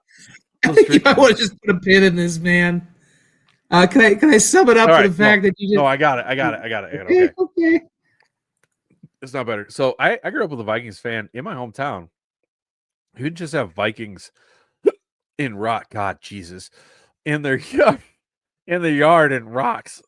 Go Vikings! But they also had a purple Bronco with a Vikings wheel cover on it. So yes, they exist. They're there. And they're not quiet. Anyways, listen here, Garrett. I'm not getting thumped. I am getting thumped. We all lose our battles. Anyways, that's part of it. It's annoying to have a very loud rival who, for the majority of their time, claims to be on your level, but is terrible, which is fine. But every interaction I've had with a USD fan in the stands, the vast majority of them in the stands, I've been getting flipped off, called nasty names, and I just was present, which is Jesus is fine. God, I sound like I'm just a cartoon character. But God, I'm a fucking cartoon character. This is ridiculous.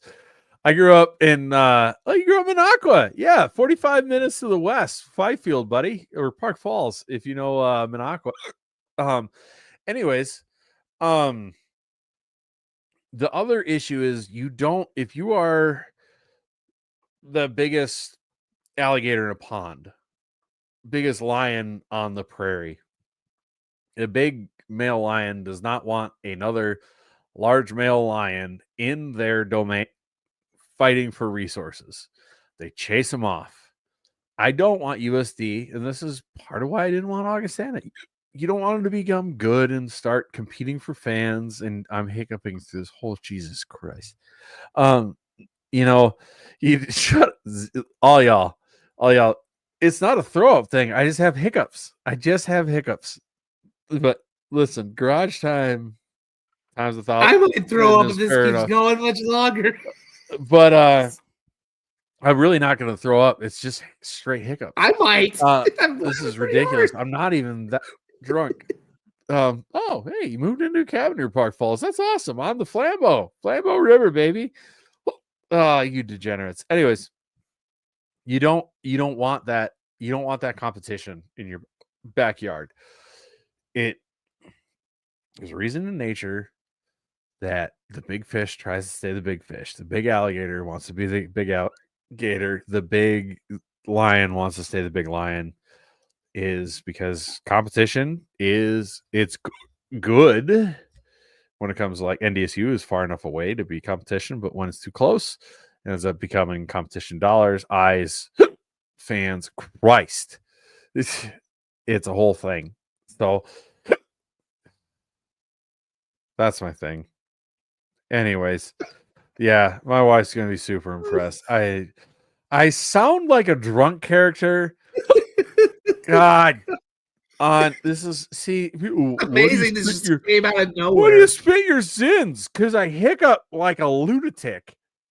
I was gonna say I also kind of thought it was too because although it's not as bad, it's not nearly as bad down. Not the hiccups. The hiccups are bad for you right now, but I know one of your other things and some of the other things I know with SDSU fans is the split because obviously when the Division I thing happened. USD didn't go with them. I will say it's not nearly as bad. The feelings between the two schools are not nearly as bad as what it is up north. That was way, way more. There's still a lot of animosity in North Dakota between those two schools that let's that be will honest, never go away. SDSU fans are very much more capable of vitriol if they really want to. But yeah, I mean, I think you brought that up a week or two ago. And I'm like, yeah, so, and again, they're your rivals. I don't expect touchy-feely hugging, I mean, again, I'm the media guy and I'm rooting, my rooting interest, if you will, is for the best story in the market. And, for me, as I've said to Coyote fans who get angry at me if they think I'm being too pro SDSU, or on the occasion where I've had a Jackrabbit fan who thinks I'm somehow pro Coyote too much, which I don't know how they've gotten that in their head, considering how much SDSU has won, and I've usually been at most of the SDSU events. I say this, the best thing that could happen in my business for us to make the most money as a station would be if we had SDSU and USD playing for a national championship every damn year. I mean, what would be from an advertising standpoint, would we rather have SDSU playing Montana or USC playing Montana, or the two schools in our state playing potentially on our network, no less? So, yeah, I mean, or the same goes for basketball, any sport. That's, now that's not necessarily the best thing for the conferences or the league as a whole, but I don't care about them. I work here. So, same thing for the guys up in North Dakota. I'm sure they'd rather have their, is that a little bit of homerism? Probably, but I would rather be covering winning teams than losing teams. It's infinitely more fun. The same way I would love to see Sioux Falls and Augustana make a deep run into the Division II playoffs or whatnot. So that's I still haven't. I don't know the WHL. We definitely. Yeah, I see Damien. Good. Yeah, I never worked with you either, but yeah. It's still fun. There's still some challenges. We definitely need to get logging off here pretty soon because I think your hiccups are maybe that sign. Oh, I'm not getting better. But, God, this is ridiculous. And hey, we've been, and we didn't even hit one of the bigger stories because we've name dropped NDSU a few times. The Mountain West might actually do this thing with NDSU, or at least there's finally an actual legitimate report that there is interest for the first time really ever. If you've missed that, which was Brett McMurphy the day after the election, no less. So at least we kind of got to take our minds off that one way or the other. It was a pretty good, thing that happened that, that was NDSU is apparently, as we know, the Mountain West is still offering that we know football only for Northern Illinois and Toledo, mainly a market thing. But interest is waning for what that's worth. Take that for what it is. And they are now reportedly interested in North Dakota State. I know he went on and did a podcast with the radio people, not the Izzo folks, but the Bison radio station. I know the 1660 one. I know the same one who kind of had some bulletin board material when they were playing SDSU. But I listened to McMurphy when they pressed him about what they thought the chances were of getting an invite for NDSU. He said 50.1. So I don't really know where they're at with this. And if it happens, it's going to be sudden because it always is, and no one ever knows when it's coming. This could even kind of mention this. This could even still be kind of a measure to kick Northern Illinois in the pants if they're kind of essentially kick him in the pants to see if they're kind of wavering with this. But, I think essentially the take I've always had with that is it's probably going to take a lot of no's before they get to, NDSU. It's football only, which is really the only scenario they could do. I think any Dakota school could do right now. That's the one you would want. We'll see. I mean, I think if they get it, they're going to go, no doubt. I'm still curious to see how much of a share they're going to get in this thing. It's probably going to be a partial share because they're not a full member. There might be some conditions because Obviously, they're going to be one of the smaller budgets. I think one of the smaller. They're not the first choice. Usually, some of these FCS schools they have to take a little bit smaller cut when they come in right away. We'll see. I mean, it's going to be. Well, we know there's been some interesting reactions up there. They're already the machine's cranking. I had a tweet which referenced a certain rise, if you will, and I rather got a kick out of one fan getting on a national reporter who said, "You're just afraid we're going to kick Nevada's ass," when this national reporter is based in Chicago. So they're a little irrational up there right now. But we'll see. It could happen quick, could happen not. Right now, there's no indication they're going after anyone else, which would include SDSU, obviously, in that mix. Could change, might not. We'll see. But long story short, since I know we're getting late, and I'll get your thoughts on it as well, I don't think much changes if you're SDSU. I wouldn't be in a hurry for this. I think if they come for SDSU, if they make an offer, if it's football only, my guess is they would do it, I think. But, I would trust in what Justin Sell's doing. I think all these schools are eventually going to be at that next crust, that next level. Whether it's 2 years, 5 years, 10 years, it's going to happen. I've been on record here saying how overrated that FBS is right now. But we'll see. If NDSU leaves, I think they'll be fine for a while. I think eventually they will move. I don't think they have to necessarily panic if NDSU's gone. I think it would suck. It would suck to lose the rivalry, but you just got to try. I think you can't be reactionary necessarily. I think Justin Sell will have a good pulse on what's happening, and we'll see what happens. I think if NDSU goes, that is brutal to SDSU. That is your biggest football rival. It's not close. You can look at attendance wise, it's not close. That game is sold out since 2007. That game's been a sellout. Period. USD, the first 4 or 5 years weren't a sellout yet in Brookings. They weren't. They were 15, 16,000. Time of year, be damned. It didn't matter for NDSU games. It mattered for USD games. That is the rivalry. If you lose that to SDSU fans, you are losing your number one competition. Now, and if it's a football only invite, I am 100% sure that SDSU will be head over heels to get that. Your overall, they will be beating the door down to try to get that if NDSU is getting actually offered that. Now, like you said, it's just a consideration right now. It might just be to push Northern Illinois, but we're working off of let's work off the hypothetical scenario where NDSU is getting the offer.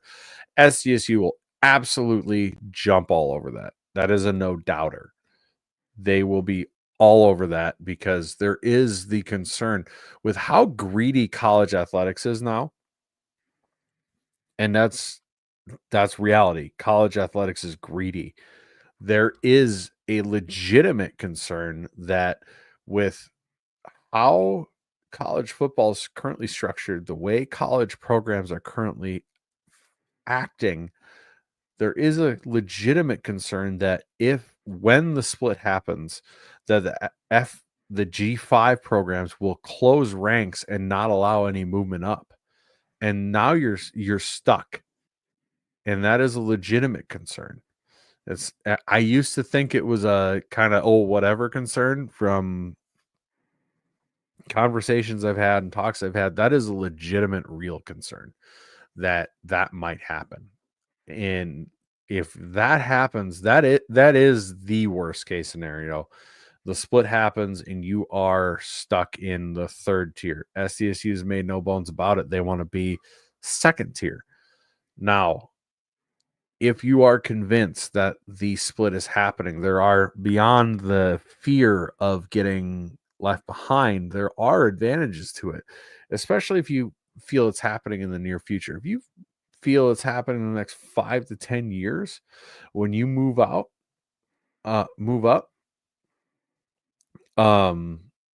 then you are positioning yourself for the future to have your budget already ready. You're not trying to catch up. You're not behind all these other schools that have already joined.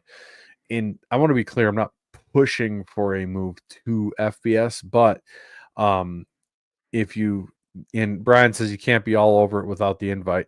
You can be pushing and making attempts to get the invite, and it doesn't have to be public. And that's always been my thing with NDSU, is that you don't have to publicly be pushing to get invited to a conference like that, because it damages all sorts of things, and it's a problem. But in this situation, SDSU would be foolish not to push to try to be a part of that. NDSU, maybe you do get the invite without us. That's very possible. That's very possible. I'm not going to say it's not. But if it's football only, SDSU, I am fairly certain, now that this is in the wind, would do everything in their power to be a part of that action. I don't see how it's less attractive if you're inviting NDSU to not add SDSU, besides splitting an extra split in the pie. I think that's the downfall. But otherwise, I don't see a lot of downfall there. The two things I've heard, because obviously, again, this is one guy's report, and we're talking about something that right now is just talk at this point. And obviously we know where they're running with it up north, and it's just, they're almost running with it like it's happening, which is, I'm cautioning against that, because again, this is a report. He's known for jumping the gun. And realignment, it's not even so much that. Realignment can change so radically that you never know what's going to happen from minute to minute. I think the two key things to take out of this, according to him, they don't really want to split that pot much more, which I do understand that to a point, because when you're doing it in the major conferences like the SEC,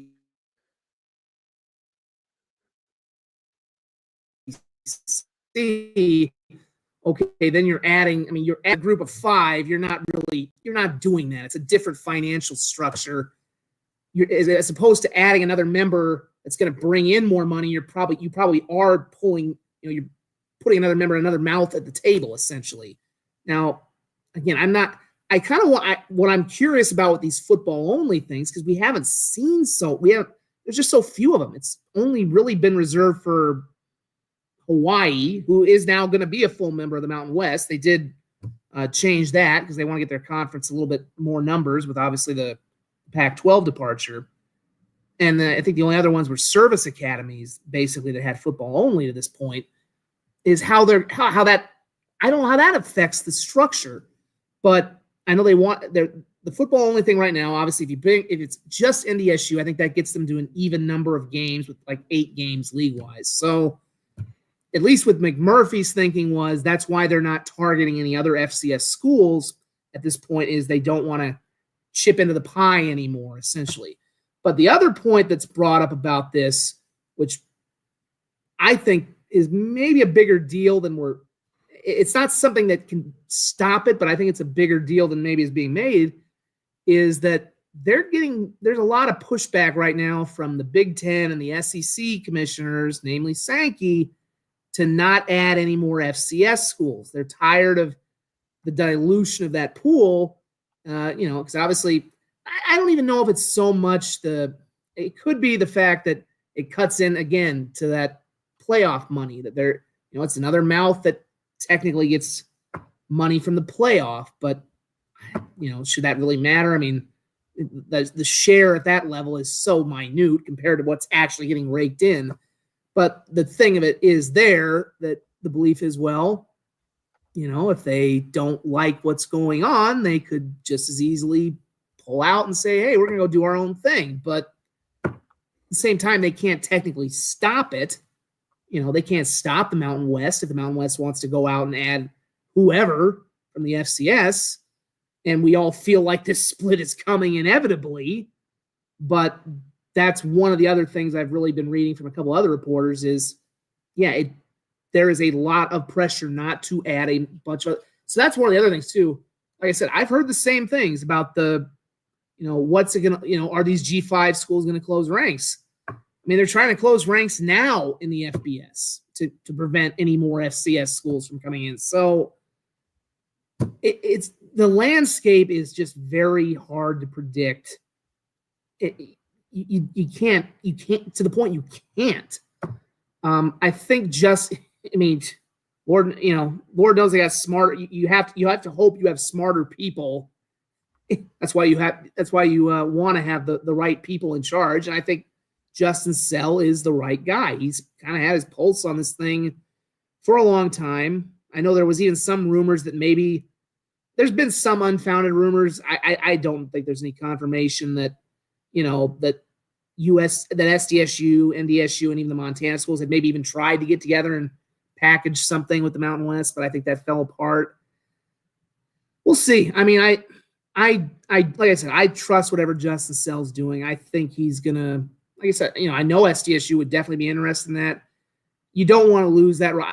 I think that rivalry would swing both ways. Like I said, I know NDSU is gonna be jumping for joy whenever that FBS invite comes, or whenever they get to that next level. But at some point, they're going to realize they missed that rivalry, because eventually you do get to a point where when you're not playing, part of the reason they're so eager for this is they are so bored, as we've heard over and over again, with beating the same teams, beating them badly, the lack of competition. I got news, guys, because I made fun of the dude who was talking about, you're just mad we're going to go beat Nevada Reno. I'm like, you're not going to develop the same rivalry you have here, the same series, the same interest with Wyoming. You're just not. Because I'm telling you, I'm not saying it won't be fun, but Wyoming just lost their rivalry. It would be decent. But again, Wyoming's biggest rivalry was with Colorado State, and that's gone. It's not going to develop the same way when they were 3 hours apart, that you had with SDSU and NDSU, and especially when you had CSU and Wyoming, who were barely an hour apart. It's just not going to be the same deal that you had there. Plus, Wyoming really hasn't been, they're typically not that good. And I'm telling you, the other thing about what's left of the Mountain West, I think they believe it's more competitive than it is. They could go right into that conference and probably be they would be very competitive. So would SDSU.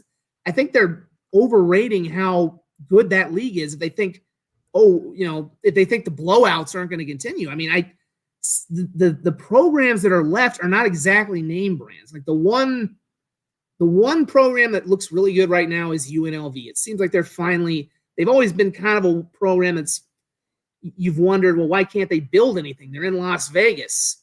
They finally seem to have a good coach. They've got some more money coming in to build it. So that might be the one brand that could start to build something. But San Jose State has never been a starter. New Mexico has never sustained anything. Nevada Reno. I mean, these are programs, the guts of the Mountain West just got ripped out of it.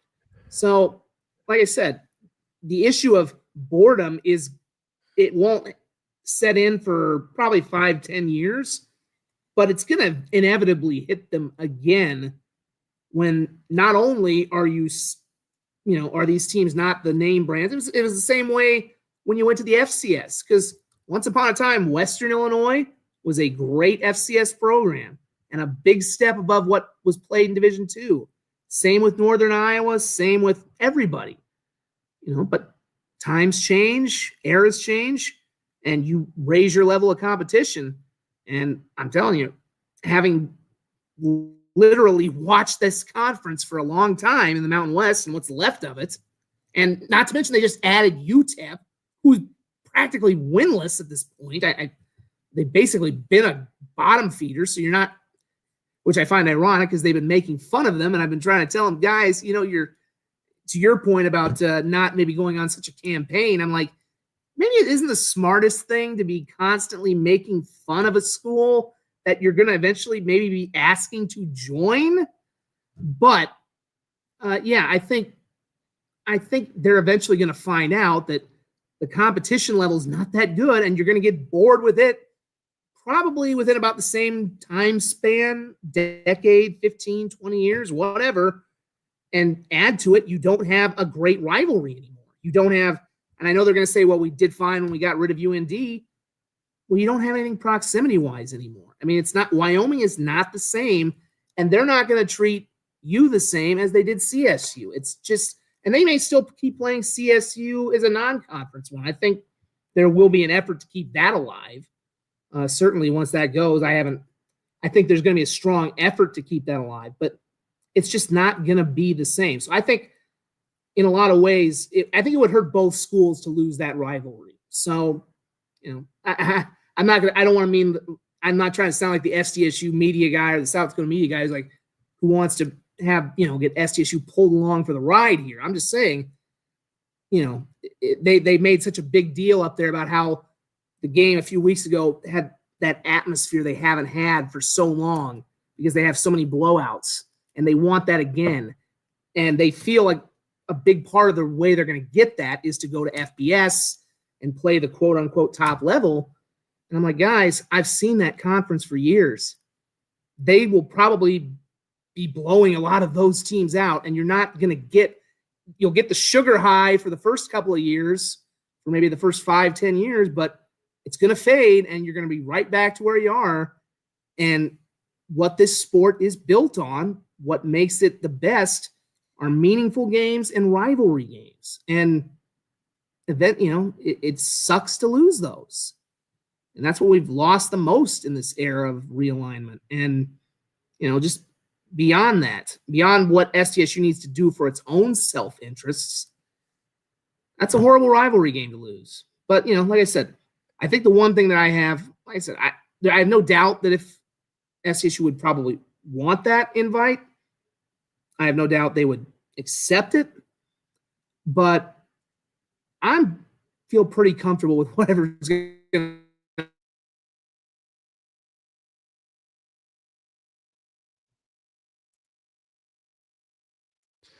I don't know if I lost you here, Borg. And just because I feel like as long as Justin Sell is not, but I think he's one of the best athletic director minds I've ever seen, and certainly for a small conference, mid-major level.